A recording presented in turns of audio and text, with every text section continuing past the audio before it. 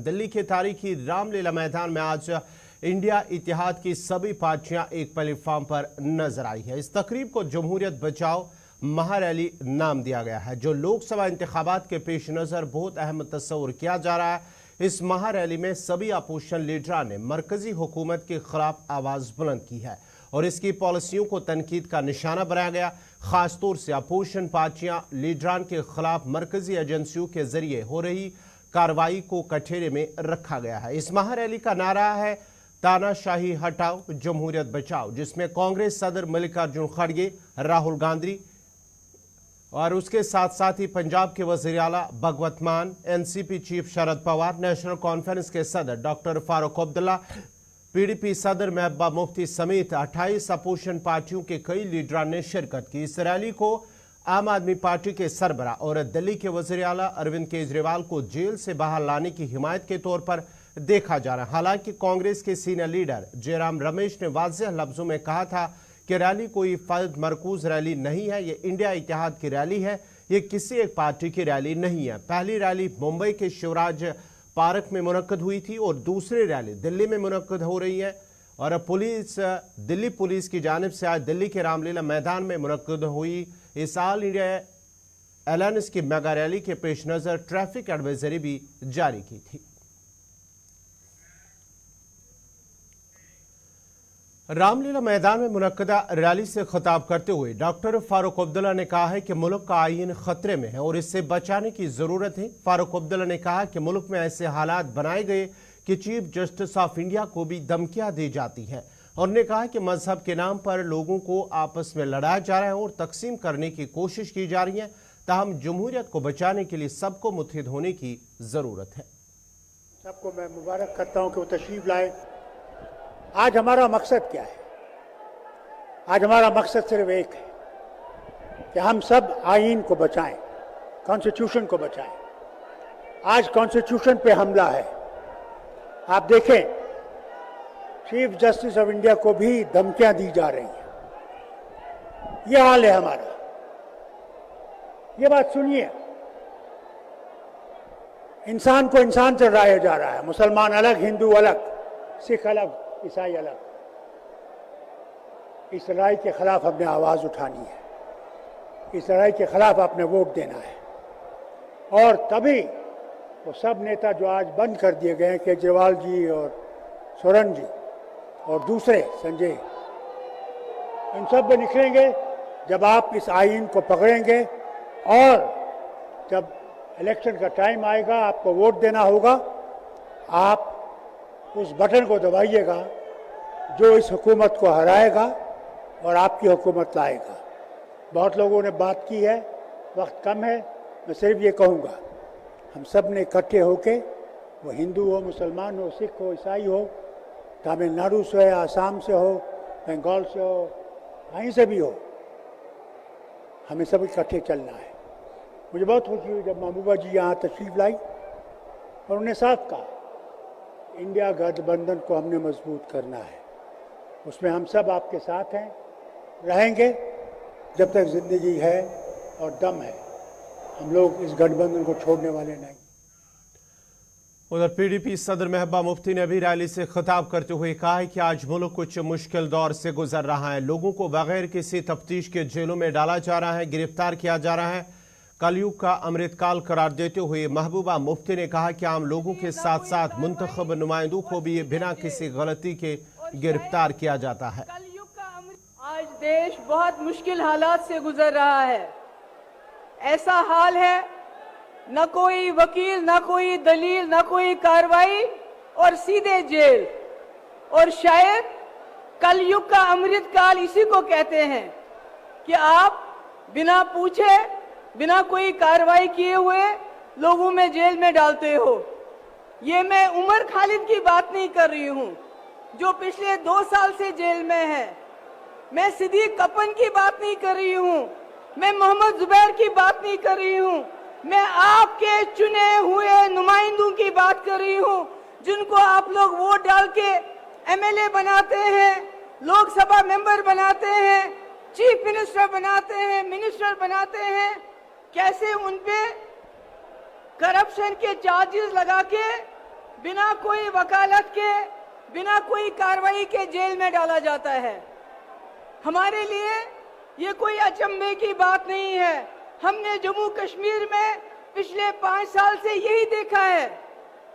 हमारे हजारों की तादाद में नौजवान, मैं, फारूक साहब, उमर अब्दुल्ला साहब, पूर्व मुख्यमंत्री, तीनों को बंद कर दिया गया और देश को बताया गया कि हम देश हित में कर रहे हैं। जब आप संविधान का उल्लंघन करते हैं, जब आप कानून का उल्लंघन करते हैं, वो देशभक्ति नहीं, देशद्रोही होता है। जो संविधान का उल्लंघन करेगा वो देशद्रोही है। आज जम्मू कश्मीर एक लेबोरेटरी बना है, वहां टेस्टिंग होती है, फिर आपके साथ वही होता है। केजरीवाल जी का क्या कसूर, हेमंत सोरेन जी का क्या कसूर? अगर वो बीजेपी में चले जाएंगे केजरीवाल, तो ये सारे मीडिया के लोग जो पिछले कई दिनों से करप्शन करप्शन करप्शन केजरीवाल कहते हैं, तो ये कहना शुरू करेंगे कि केजरीवाल जैसा कट्टर ईमानदार कोई नहीं है। सिर्फ बात यह है कि केजरीवाल यहां से उठ के बीजेपी में चले जाएं। इनको परिवारवाद से तकलीफ नहीं है। अगर परिवारवाद से तकलीफ होती तो ज्योतिरादित्य सिंधिया को नहीं लेते। अगर परिवारवाद से तकलीफ होती तो जतिन प्रसादा को नहीं लेते, मिलन देवरा को नहीं लेते, राजनाथ सिंह का बेटा पॉलिटिक्स में नहीं होता। इनको तकलीफ है एक, अगर आज भी आदित्य ठाकरे जी बीजेपी में चले जाते हैं तो फिर परिवारवाद नहीं है। इनको एक परिवार से सबसे ज्यादा तकलीफ है, और वो परिवार जिसने इस देश के लिए जेल में गए, कुर्बानियां दी, इस देश को बनाया। गांधी नेहरू उस परिवार की बात करते हैं। अरे मैं कहती हूँ ऐसे और परिवार पैदा हुए होने चाहिए थे। आज देश जो हमारा चांद्रयान पे पहुंचा, चांद पे पहुंचा, शायद कहीं और पहुंच गया होता। आज हम यहाँ पर इसलिए जमा नहीं है कि हमने केजरीवाल जी को, अपोजिशन को बचाना है, नहीं। आज हम संविधान को बचाने के लिए यहाँ हैं। उस संविधान को जिसने आपको वोट दिया है, उस वोट से जिससे आप अपनी सरकार चुनते हैं। अगर आज आप नहीं जागे तो आपके वोट की कोई कीमत नहीं हुई। ये पहली बार हो रहा है हिंदुस्तान में, इलेक्शन से पहले ही इलेक्शन को रिग किया जाता है अपोजिशन को जेल में डाल के। मेरी आखिर में आप सबसे गुजारिश है, हमारे इंडिया अलायंस के पास टीवी नहीं है, अखबार नहीं है, फेसबुक नहीं है, यूट्यूब नहीं है, इनके पास सब कुछ है, गोदी मोदी सारा मीडिया। इसलिए मेरी आपसे गुजारिश है, हमारा मीडिया, हमारा अखबार, हमारा फेसबुक आप लोग हो, आप लोगों को जाके लोगों को समझाना पड़ेगा कि केजरीवाल जी।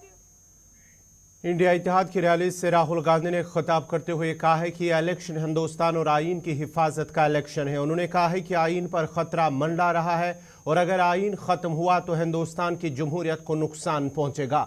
राहुल गांधी ने कहा है कि बीजेपी और मुल्क के चंद अरबपति मिलकर मैच फिक्सिंग कर रहे हैं ताकि इक्तदार पर कब्जा करके मुल्क के आईन को तब्दील किया जा सके। ये जो चुनाव हो रहा है, नरेंद्र मोदी जी इस चुनाव में मैच फिक्सिंग करने की कोशिश कर रहे हैं। ये जो उनका 400 सीट का नारा है, ये बिना ईवीएम के, बिना मैच फिक्सिंग के, बिना सोशल मीडिया और प्रेस पर दबाव डालकर, खरीदकर, ये 180 पार नहीं होने जा रहा है सब मिलाकर। तो ये कैसा चुनाव हो रहा है? नेताओं को धमकाया जाता है, पैसे देकर सरकारों को गिराया जाता है, नेताओं को जेल में डाला जाता है। केजरीवाल जी को, सोरेन जी को ये पूरी की पूरी मैच फिक्सिंग करने की कोशिश की जा रही है। और ये मैच फिक्सिंग सिर्फ नरेंद्र मोदी नहीं कर रहे हैं, ये मैच फिक्सिंग नरेंद्र मोदी और हिंदुस्तान के 3-4 सबसे बड़े अरबपति मिलकर कर रहे हैं। इलेक्शन कमीशन के लोगों को नरेंद्र मोदी जी ने बैठाया, 2 नेताओं को, 2 चीफ मिनिस्टरों को जेल में डाला। चुनाव से कुछ ही महीने पहले अगर डालना था तो 6 महीने बाद डाल देते, 6 महीने पहले डाल देते। नहीं, चुनाव से 2-3 महीने पहले 2 चीफ मिनिस्टर को डालना था। आपने हमारे बैंक अकाउंट बंद किए। बैंक अकाउंट बंद करने थे, 6 महीने पहले करते, 1 साल पहले करते, 6 महीने बाद करते, कोई फर्क नहीं पड़ता। आप चाहते हो कि विपक्ष चुनाव ना लड़ पाए और इसीलिए आपने कांग्रेस पार्टी के बैंक अकाउंट रद्द किए, आपने इलेक्शन कमीशन में अपने लोग बैठाए, आप जुडिशरी पे दबाव डाल रहे हो क्योंकि आप चाहते हो कि मैच फिक्स हो, संविधान रद्द किया जाए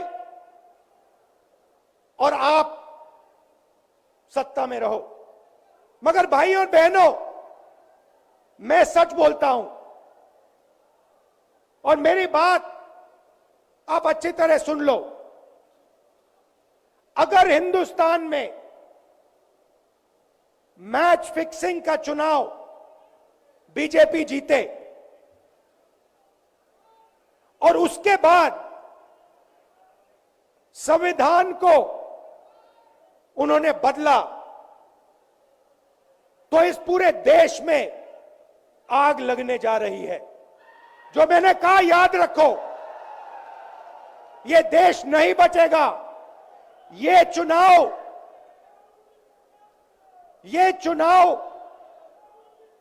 वोट वाला चुनाव नहीं है। यह चुनाव हिंदुस्तान को बचाने वाला चुनाव है, संविधान की रक्षा वाला चुनाव है। धन्यवाद। जय हिंद।